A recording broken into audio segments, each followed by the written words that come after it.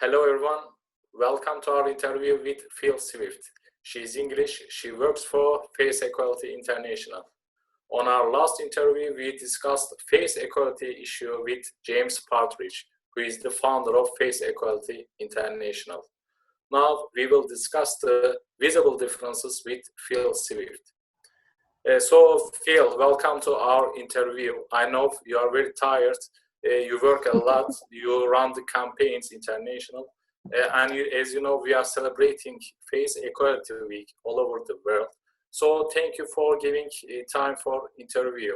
So let me start asking you that how do you see the efforts in the Turkey? How do you? I'm so impressed. I'm absolutely thrilled with what's gone on there.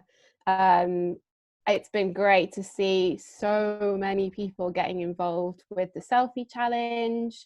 I think I have to admit the majority of pictures by the looks of it have come from Turkey. So you must have done an incredible job in, reaching out to people ahead of the week and making sure that people understood the meaning behind it. It's great to see different ages, different backgrounds, women, men, there's even healthcare workers in there.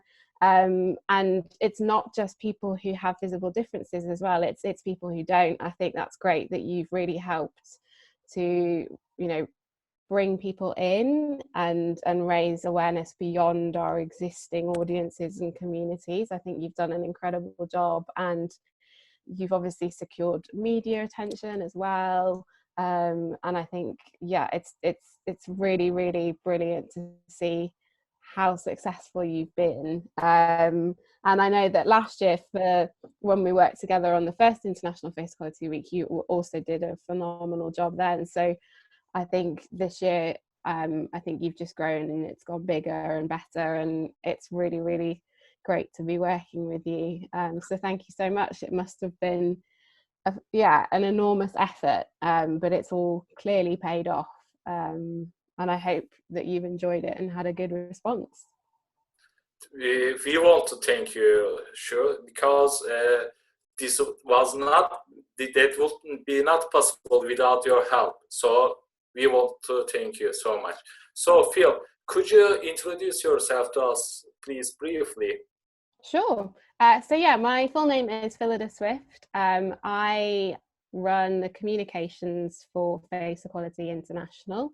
I first got involved with this kind of work in 2015. So I was in a car accident that left me with facial scarring, so scar all the way from the top of my head down to the bottom of my cheek. And I wanted to do something positive. I wanted to do something that challenged the way that people would now perceive me now that I was a woman with a facial scar. So I immediately went in search of charities, organisations that were doing something to really raise awareness and challenge perceptions. So I found Changing Faces, which is a UK charity, and I emailed them, and they got back to me almost immediately and said, absolutely, come on board. We can offer you maybe a role as a media volunteer. You could be a champion. You could share your story. And I did that for, I would say, about a year and a half. And it was a really cathartic, therapeutic experience for me, really, sharing my story, meeting other people with similar experiences, really helped me to come to terms with what had happened, but also just to see it as a really positive thing and to tap into a community around me. And that was when I became really, really interested in the piece around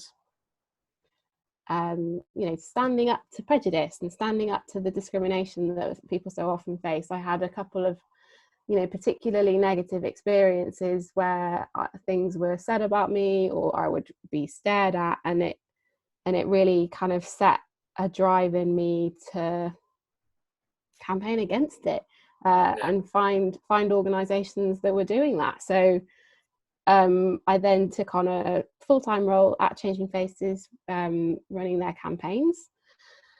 which is where I met James, where he was the founder at the time, and we ran the first Face Equality Day in the UK together.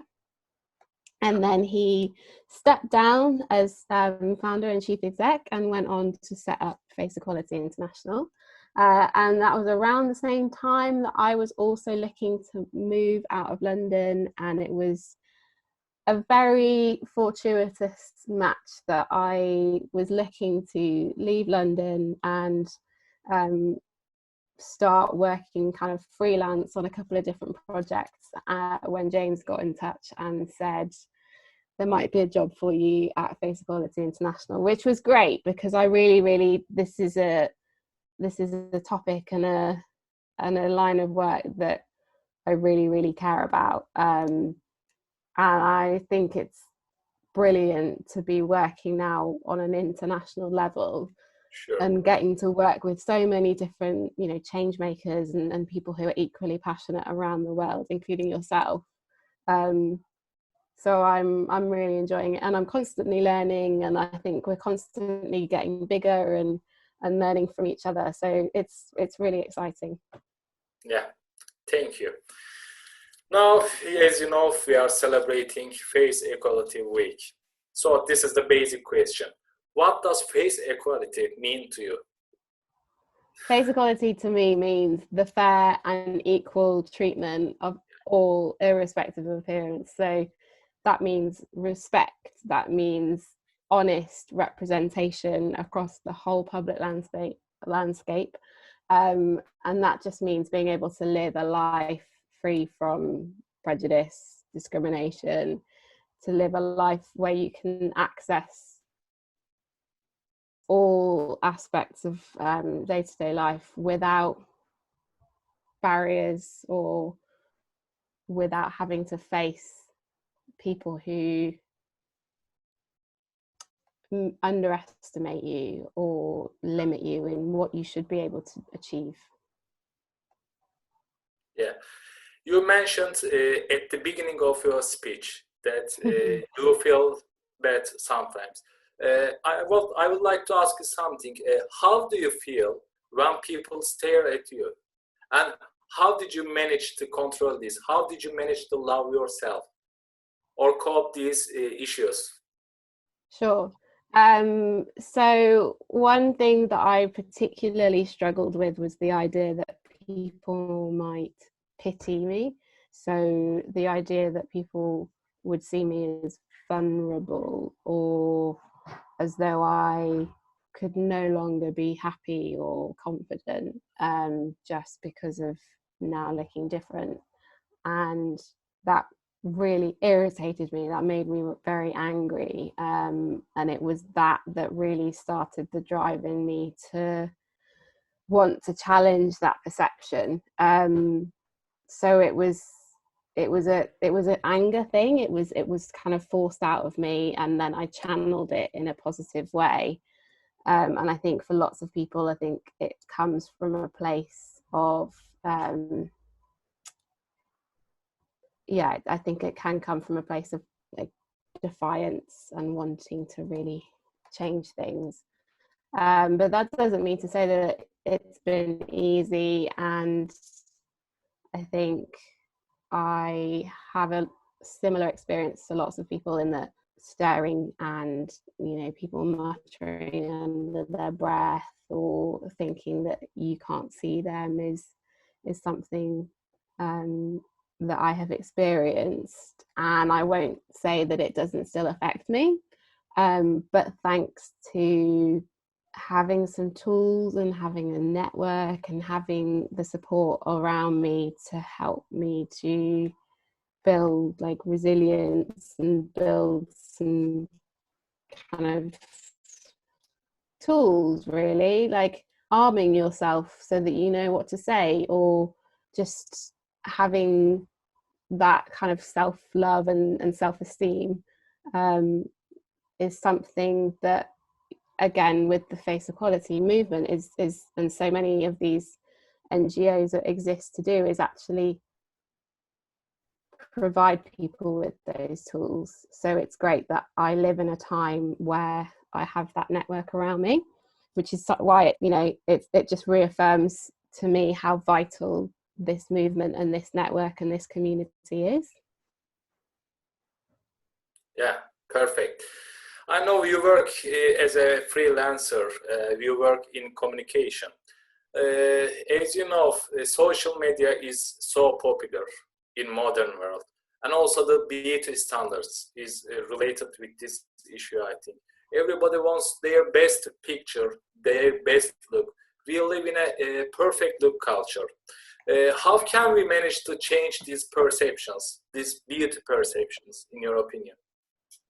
I think it's definitely something that we've tried to really approach with the face equality movement and the campaign, particularly this year with our selfie challenge, which Happy Faces Turkey has taken and run with and done an amazing job. I think there is so much out there on social media that can be really harmful, and so much of it is not real.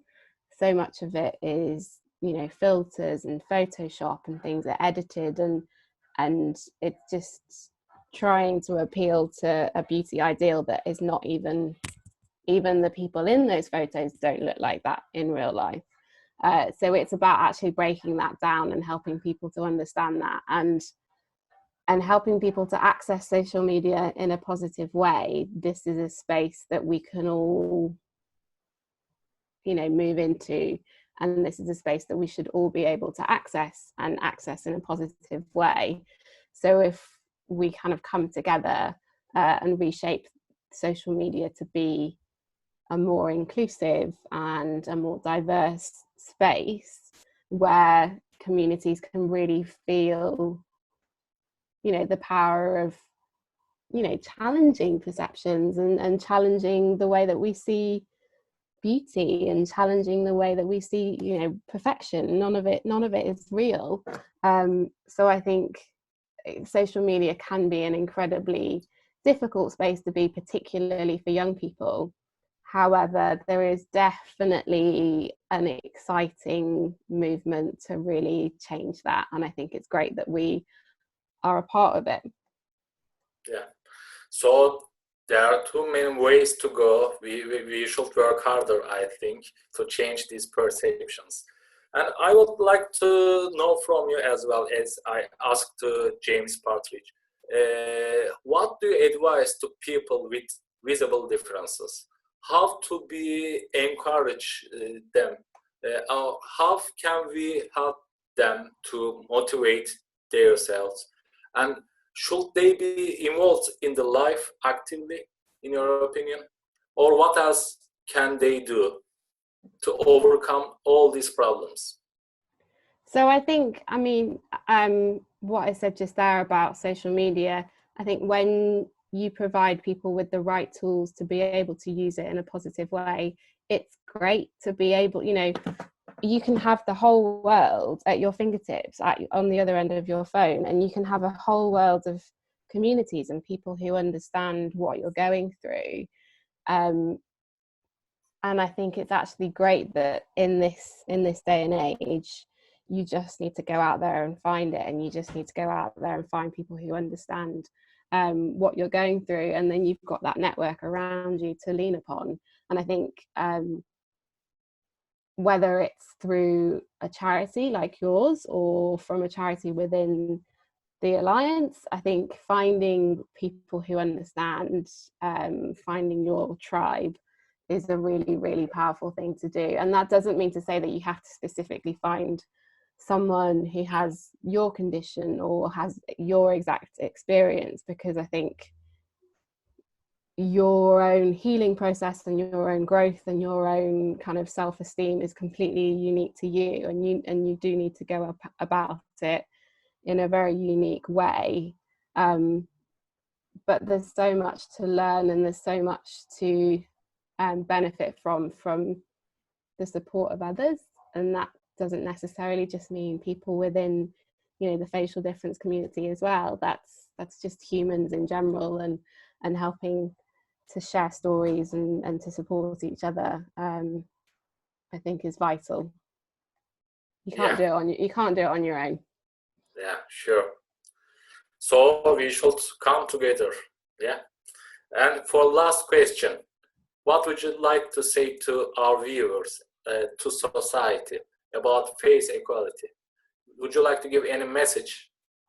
My message would be that right now, more than ever, in a world that's in crisis, in a world that is really, really struggling, and it could be a time where more divides are created, where more uncertainty is created, and we have less understanding of each other. But actually, I think now is the time to understand each other better, and to be able to empathize and to be able to understand human beings better and respect each other. I think particularly with the face equality movement and some of the things that we do, we campaign around media representation and the way that people are portrayed. I think people are sick of seeing the media run with things in a sensationalized way or a negative way, and I think actually all of the global news coverage around this is helping people to actually understand what's real and what's meaningful and what's important. And I think that actually right now this will help people to understand each other a lot better. I hope we will see the ideal world that everyone respects to each other just by how they are, not how they look. Yeah. The moment we no longer have a job, me and you, Emre, then we are here for that. We are here for that reason. Okay. So it was really great pleasure to talk with you these issues, and thank you for joining our interview again. Take care and hope to see you again soon. Thank you, Emre. Thank you for having me.